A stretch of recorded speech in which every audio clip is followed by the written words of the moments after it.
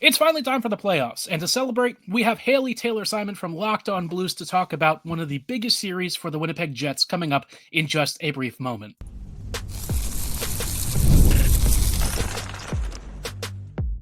You're Locked On the Hockey Jets, your daily podcast on the Winnipeg Jets, part of the Locked On Podcast Network, your team every day.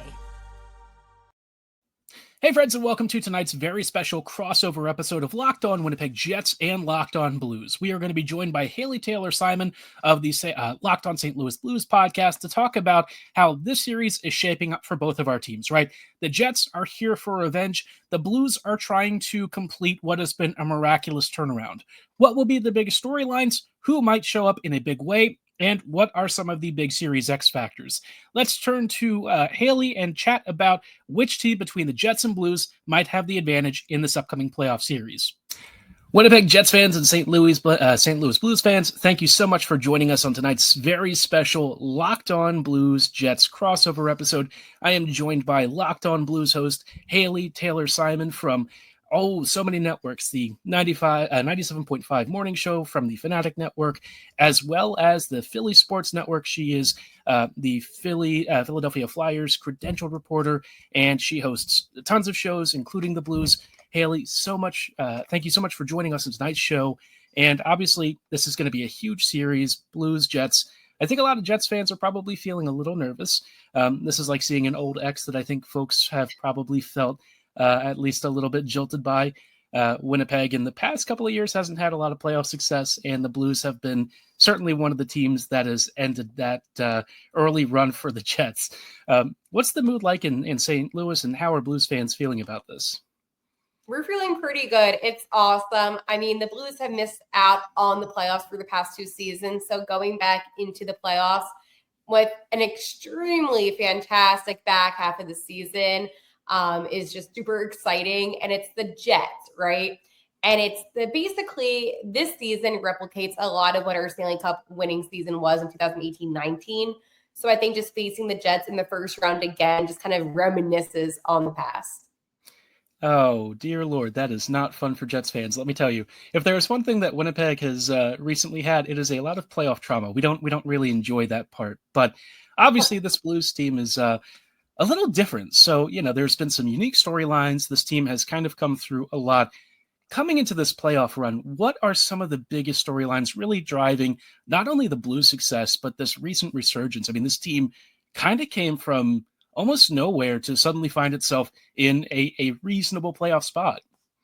Yeah, so a big storyline, at least for me, will be Dylan Holloway. I know right now he is week to week and he hasn't been playing the past couple games, but he has been an absolute superstar for this Blues team. Obviously, the offer sheets from Edmonton, so that's a player that really just continued to thrive. Also, Jordan Kyrou, again, 3 straight seasons of 30-plus goals, so that's another player. But I think when it comes to the main storyline, you have to look at Robert Thomas and the impact and the leadership that he has had for this Blues team. I mean, over 80 points this season, 60 assists.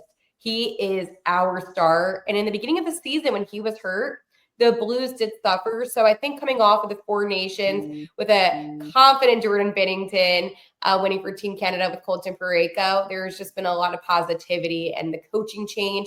Just there is a lot, Harrison, of storylines for the Blues.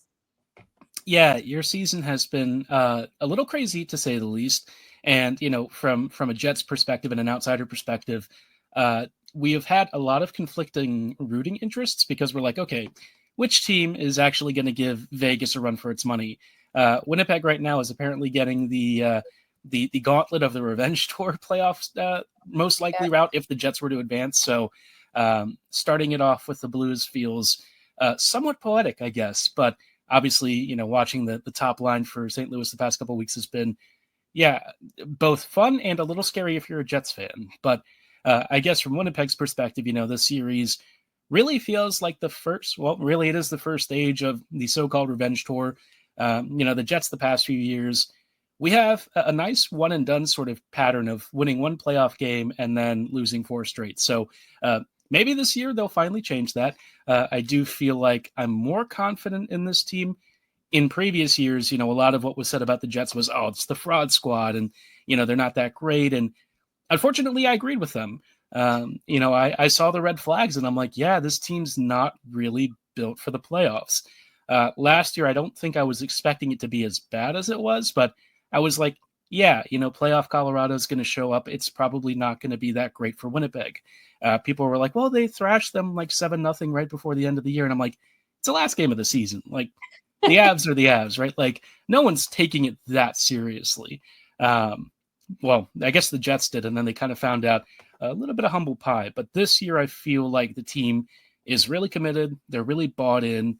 And I'm interested to see how they respond. Obviously, they're dealing with right now a minor injury crisis. And so St. Louis has been, so hot recently.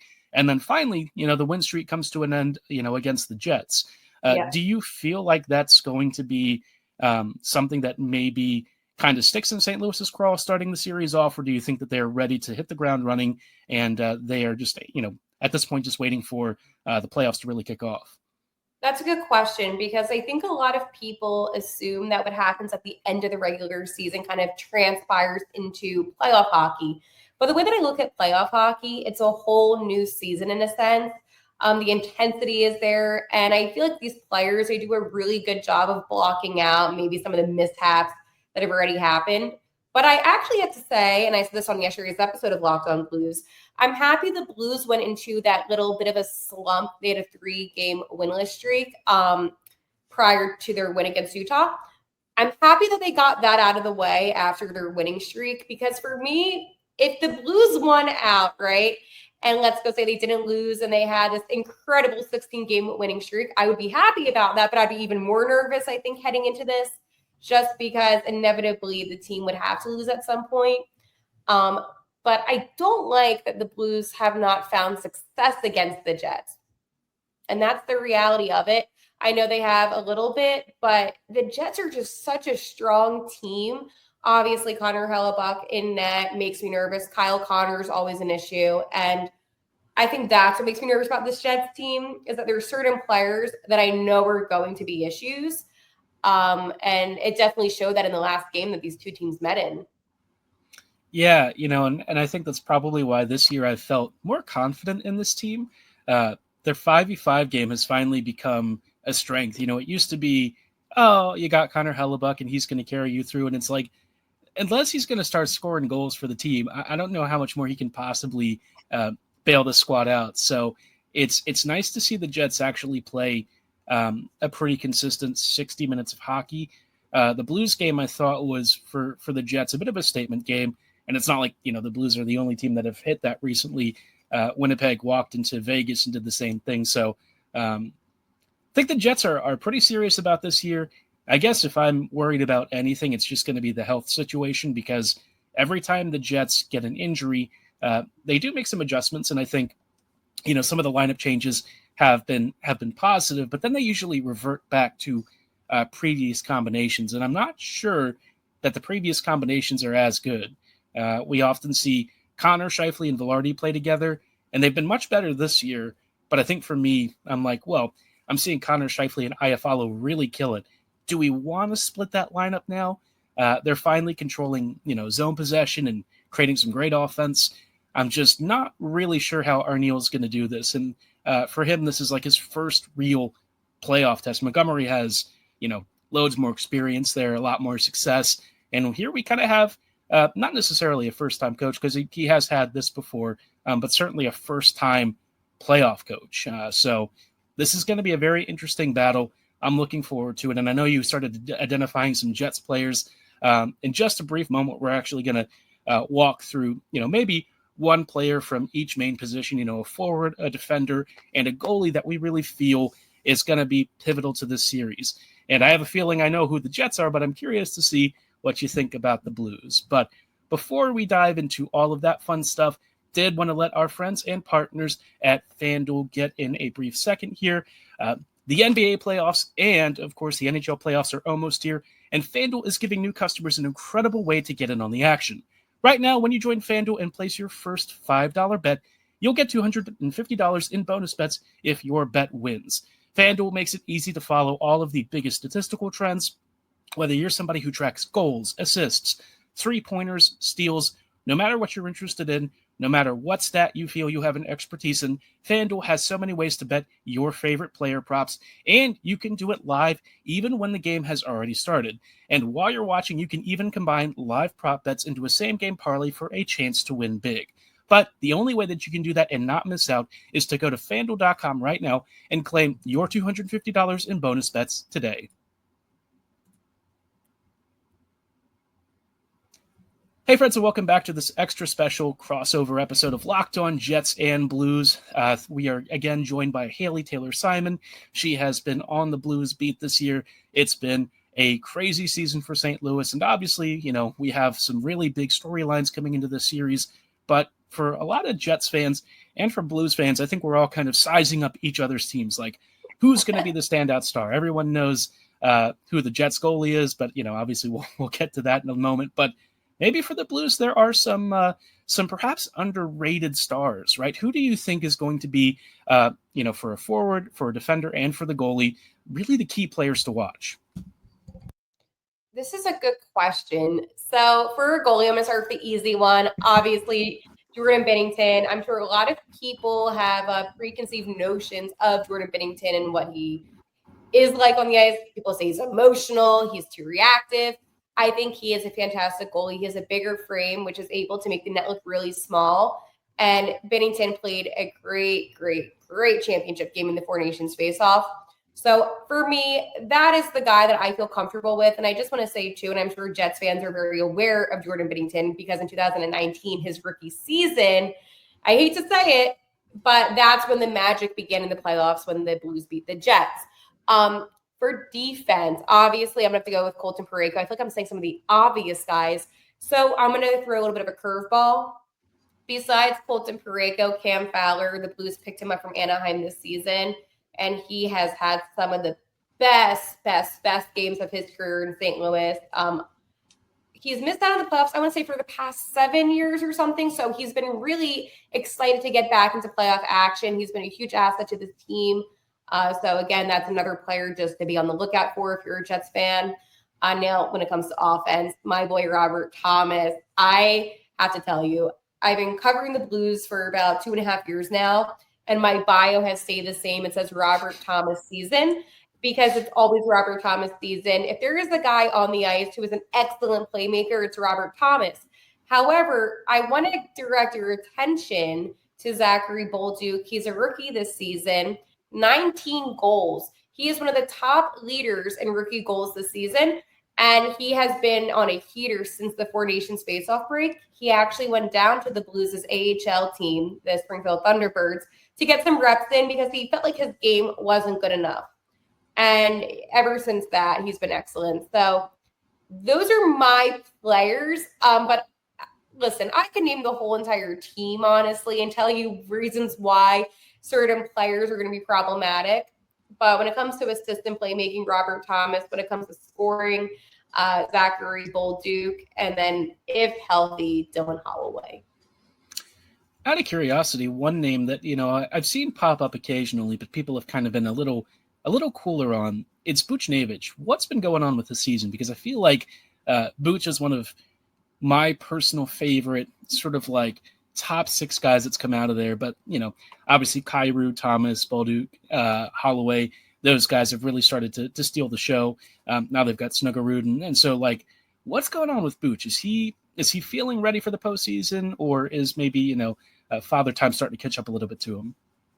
Yeah, and I feel like that's something people ask me a lot about Buchnevich. And I spoke to all these guys in October before the season really kicked off. And I know he feels good and he's confident. You know what it is? Sometimes when you're doing your job the way that you should be doing it, you're not going to stand out, right? And he had, a great goal against Utah, a nice little one-timer, and he does what he needs to do on the ice. Now, when he drops back to defense a little bit, not so good. But offensively, he gets the job done, which is why he is there. And I feel like he does play really good hockey, especially playing next to Tomer or if he's ever next to Shen. But I think that the problem is that you have some of the guys on the Blues who are just standing out so much. That's why you don't hear about Braden Shen that often. not that he's not playing well, it's because he's doing his job and what he's expected to do. Same thing as Orion Suter on defense, right? 40 years old. He still wants to play, which is awesome. And he's doing a good job, but he's not standing out because he's just doing what he needs to get done. So while Bushi isn't maybe exceeding the expectations of many people, he is still a strong force, big body, and he is still a problem for opposing teams. It's funny you mentioned Suter because I was just thinking the other day he scored a shorty, and I'm like, what year is it? Like, it's crazy. He is only one of 4 Blues players to score a shorthanded goal this season. What a crazy little stat line. But it's also funny you mentioned Braden because I was thinking about him the other day. Here we have the battle of the Shen brothers, and this is, I guess, their first time ever meeting in the playoffs, which is fascinating. I just thought for some reason it would have happened somehow because, like, I know Luke's traveled the world at this point. He's actually, I would consider him a player to watch for the Jets just because, for Winnipeg, this has been an interesting year in transition. And Luke was brought in to be, this big physical guy, and he's certainly that. But I think most people know that, maybe the skating speed's a little bit of an issue. But I think, he tends to be aware of that. And so he's tried to really compensate for that. But I'm kind of looking forward to the Shen battle. I feel like this is going to be, a really, I don't know how much they're actually going to match up against each other. But, for folks who want those fun narratives, should be a good time. But curious to know who you think will actually win out on that one. See, this is something I'm excited about because both Luke and Braden did play together in Philadelphia, and they played playoff hockey in Philadelphia together. And I've watched a lot of Luke and Braden throughout the years, right? And the one thing that I was looking forward to this season was the final matchup between the two guys. And then Luke gets traded, and I'm like, okay, well, maybe I'll see them against Pittsburgh. Nope. And then he ends up going to Winnipeg.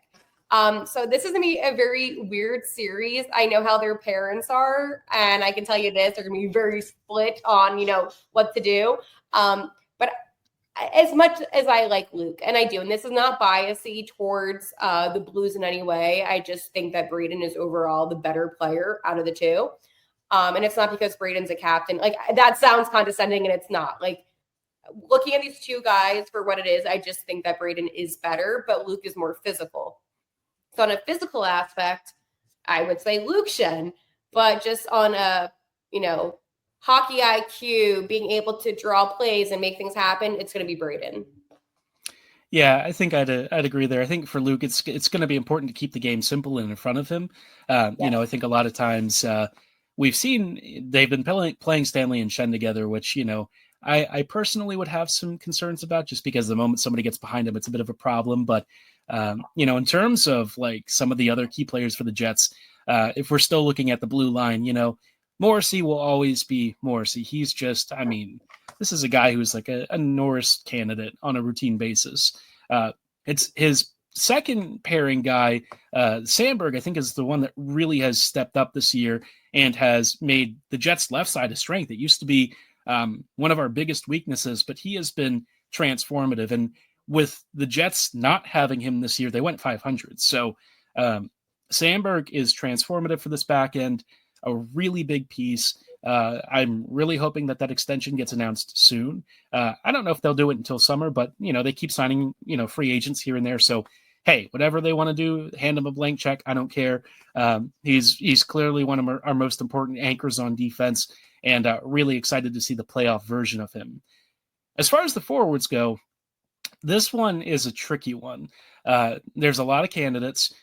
The guy that I'm going to focus on is obvious, but also not, I guess. It's Scheifele. And like Scheifele is a really curious player because I'll be honest, the last few years, I don't really think he was that engaged. Like when Maurice was here and before Bones, his body language just looked like he was just fed up.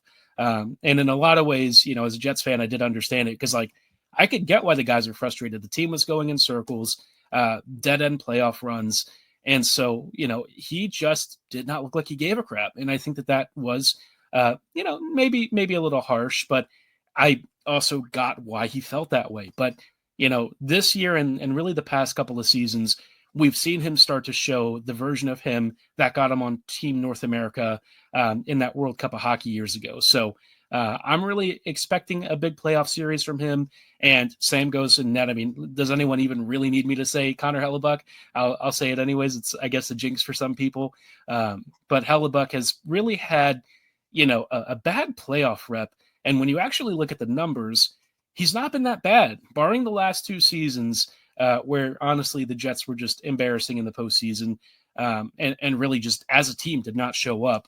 He's even still got like a 9-11 despite those two awful runs. So I do think that we're going to see, a recovery. Maybe this is really the chance for him to, reauthor his own narrative. I think a lot of people say a lot of things about Hellebuck. Here he is finally being a Hart Trophy candidate favorite. I mean, we don't really ever see him talked about that way. He's probably deserved it for longer, but finally, some actual recognition. And we're going to get the Helly versus Bennington rematch of the Four Nations face-off. I mean, that sort of drama is going to be fun. It's not really going to bleed over, but I am hopeful for at least a little bit of a reconvening of what has been, crazy year for hockey, let me tell you. But of course, we've talked about a lot of the big names and stuff. There are still perhaps underrated players, X factors, and hidden storylines between these two. I want to ask you, Hailey, about those in just a brief second. But before we dive into some of the more mysterious aspects of the series, did want to let our friends and partners at Amazon Fire TV tell you about their brand new 4K stick. They've got a great thing that they offer that's no console required. It's actually, you just plug it into your TV, it interfaces, and it basically plays like an Xbox. It's a gaming and entertainment hub, and all you need is your Fire TV stick and a controller that you can pair with it. And when you subscribe to Xbox Game Pass Ultimate, that also comes with EA Play included, you are ready to play on your 4K TV. You can dive into hundreds of premium titles, including EA Sports College Football, Call of Duty Black Ops 6, Avowed, as easily as you stream your favorite TV shows. It's gaming made simple, and it's all on your Fire TV. And with Wi-Fi 6 and auto low latency mode advanced tech, Fire TV 4K delivers smoother, more responsive gameplay with lightning fast speeds you need to stay competitive. As somebody who plays FIFA or FC as they call it nowadays, I'm personally, somebody who loves the beautiful game, and you have to have that responsiveness and lightning quick reflexes because, let's be real, some of the kids out there who play this game are way better at it than I am, and you need a responsive service, and that's why the Fire TV Stick 4K is fantastic. So if you are ready to get started and offer one of the best and most affordable options for streaming games, head to Amazon.com/Fire TV Locked On to get started. XPass Game Ultimate subscription and compatible controller required. Available on select devices including Fire TV Stick 4K 2nd Gen, Fire TV Stick 4K Max 1st and 2nd Gen, and Fire TV Cube 3rd Gen.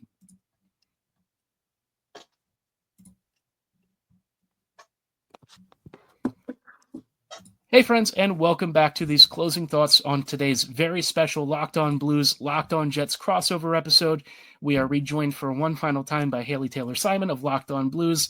Hailey, it is going to be a fun playoff series. We are all looking forward to Jets Blues.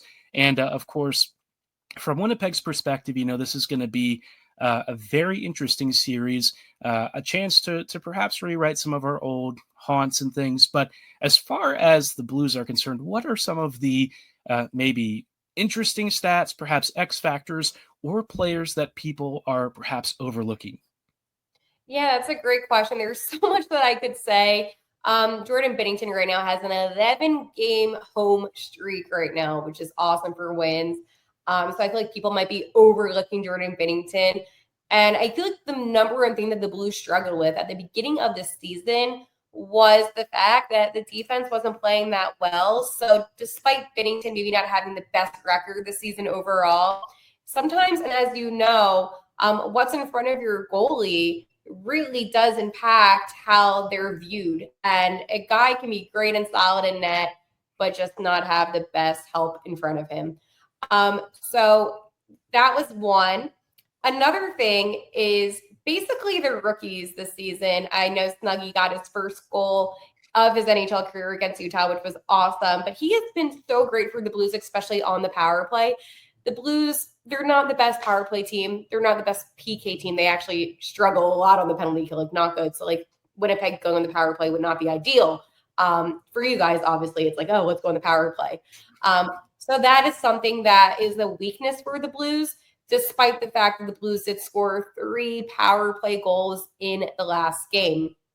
The Blues went through a coaching change. Obviously, they fired Drew Bannister and they hired former Bruins head coach Jim Montgomery, and the team has been rocking and rolling since then. So I feel like just under the new leadership, the Blues have really exceeded. And then there's other contributing factors like Nathan Walker, the only Australian player in the NHL. He's such a physical guy, right? He actually is one of the leaders on the team for the most penalty minutes. So again, not so ideal, but he is a physical aspect. In the fourth line that the Blues have, we call it the WTF line. It's Alexei Torchenko, it's Fox is centering, and then on the right, it's usually Walker. They are so good for players that are really not good players, so to say. They really work well together. Joel Hofer, who is the backup goalie, he's played great this year, obviously. Him and Binnington, they have a little bit of a Tatum, not so much. I expect Binnington to play all the games, obviously, but in worst case scenario, I would feel confident with him. There was even conversation about him becoming the 1A. But overall, this Blues team, they've done something incredible with this 12-game win streak. I mean, they were 7th from the bottom, okay? They were a bottom 7 team in January. People did not expect them to go to the playoffs. I didn't. The last time that the St. Louis Blues missed 3 consecutive playoffs was 2005 to 2008. So it has been a while since the team has done this. 46th playoff appearance for this organization, which is actually remarkable considering all things aside. So I feel good. The Blues also have a lot of first-round exits too, Harrison. In our history, we don't like to talk about it. Lots of playoff experience, a lot of first-round exits. But right now, we have 5 guys on this team who did win the Cup with the Blues in 2019, and a total of 7 players on this team that have hoisted the Stanley Cup. So we have a lot of experience on this team of guys that know what it's like to battle, especially Philip Broberg and Dylan Holloway, who both made to the finals last season with Edmonton. Fell to the Panthers. Can't say I was too upset about that one. I actually want to ask you, Harrison, and this is something that I feel like a lot of people that are maybe not fans of a Canadian team want to know. How would Canadian teams such as the Winnipeg Jets feel like if a team like the Oilers won the Cup? Would you be happy about it, or would you have been like, oh, we wanted to do it? This is a tough one because there is Canadian support for other Canadian franchises. I think it's kind of like, well, my choice is a bullet or cyanide, so I guess I'll take the one that's slightly more palatable. I think we still when the Oilers lose, it's funny more than anything. I think it's kind of like, yeah, wow, you've won like 6 straight lottery drafts and you still can't pull out a cup winner. You have like the greatest player in history and you still can't get it done. But I mean, if they won last year, I think Jets fans would have been somewhat supportive. I wouldn't say that they'd be like overly thrilled, but I think because Maurice was also in it, they probably would have felt like, former Jets coach who had some decent memories. They'd have preferred that. But ordinarily, I mean, there's only a couple of Canadian franchises that I think we'd rather die before we root for. I'd put the Flames up there. Probably Toronto is another one.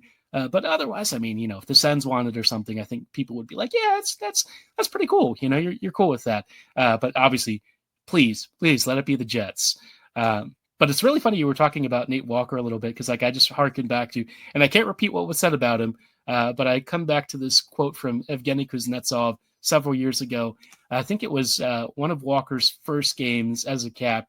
He was like, that little bleepity bleep, he play amazing. And I just feel like that has not really apparently gone away. It sounds like he continues to just be that little spark for the Blues too. Yeah, I mean, every season I get to have a one-on-one with Nathan Walker, and there's just so much passion for him. And when he is on the ice, because in the beginning of the season and throughout the season, he has been healthy scratch, but obviously we had a lot of line combos at the beginning of the season, so they were testing out some things.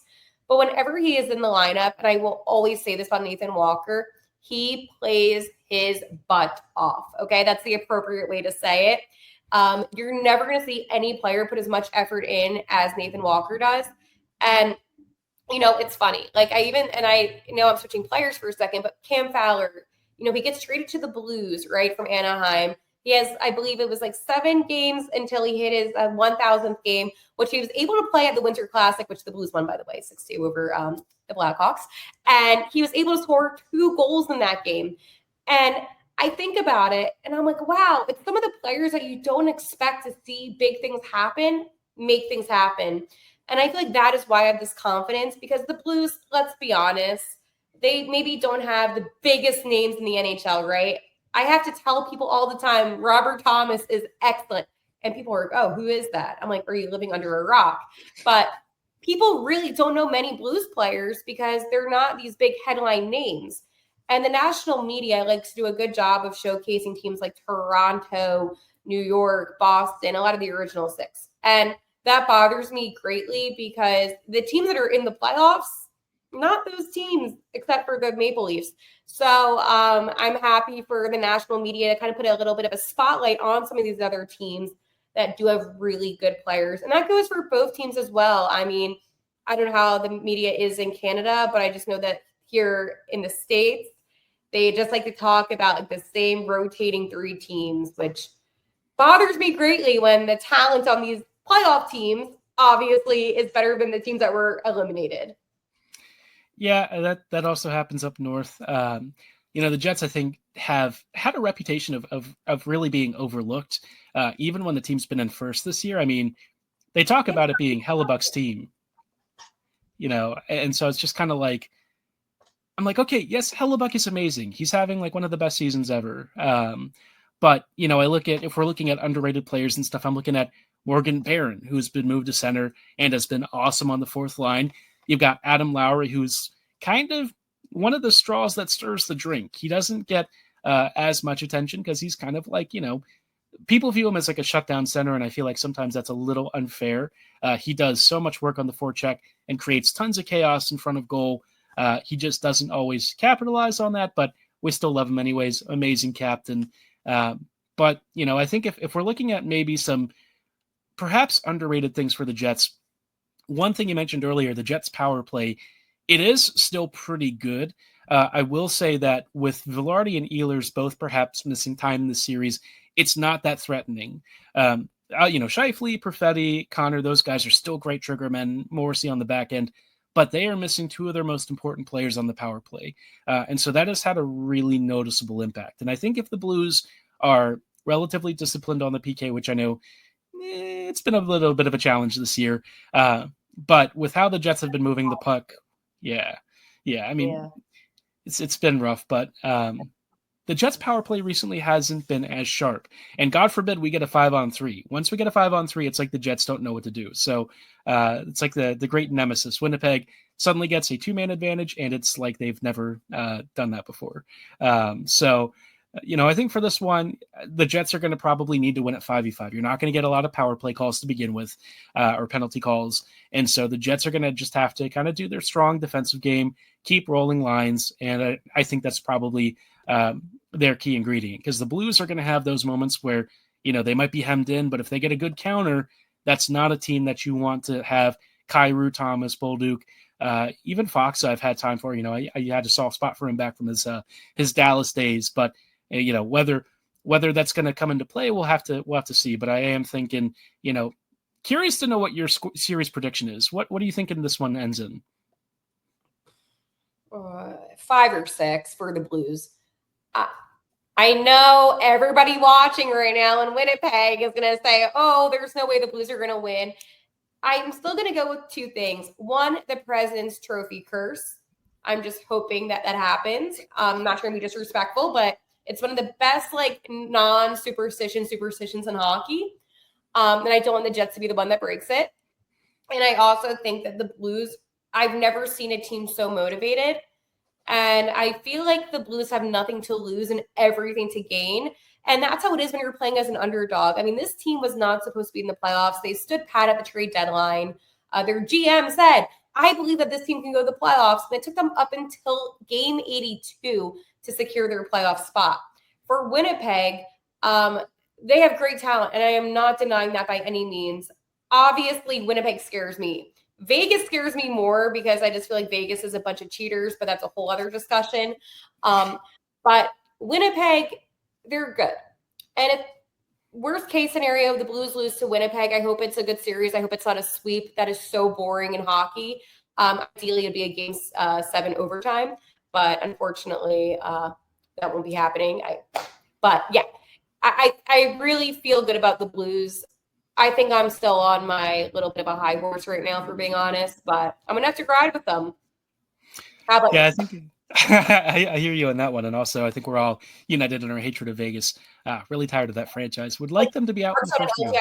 It's every single season. Not this season, but Vegas, I could go on. I'm just going to stop.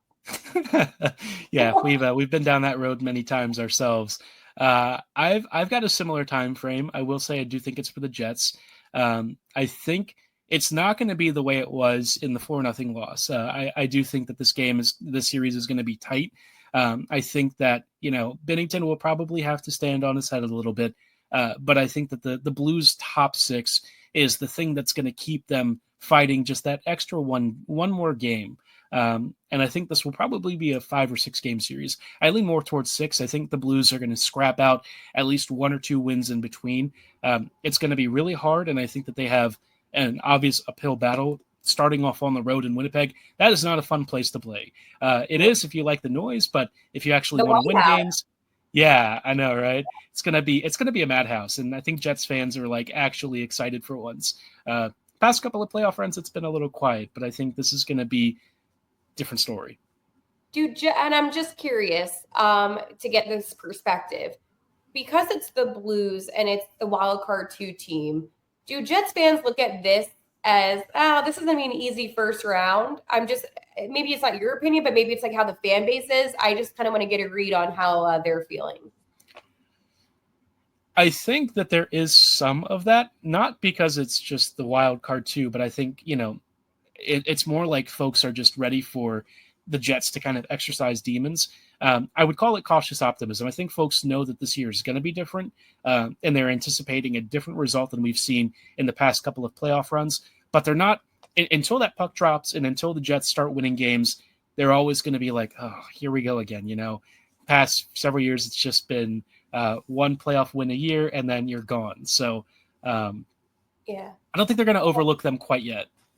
I like that because that's how we feel here in St. Louis. I mean, I know that we've missed out on the playoffs for the past couple of seasons, but we always had that mentality of even with the win streak that we had, it's every single game, oh, this is awesome, but it might be over. There's never that sense of overly confident, which is what you get from teams like the Maple Leafs, which is why they're kind of everyone's least favorite team in the playoffs this year. Sorry to be a hater, but yeah, no, I can respect that. I respect that. Whatever outcome happens, I think this is going to be a good series.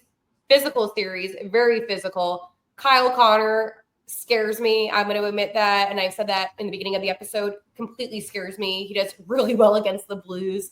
But I am excited for at least an entertaining series starting this Saturday. Yep, it'll be 5 p.m. Central, I believe, and 6 p.m.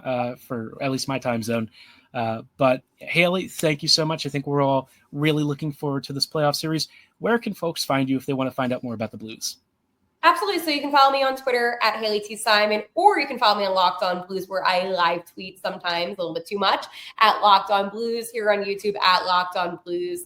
And let's talk some Blues hockey. This is an exciting time. I love playoff hockey. It's the best time of year. Hailey, thank you so much. We appreciate you hopping on. I'm sure we'll be touching base, and we'll probably have some content over the next couple of weeks as we go through this playoff series. But everyone, thank you so much for joining us. We appreciate you, and let's go Blues and Jets.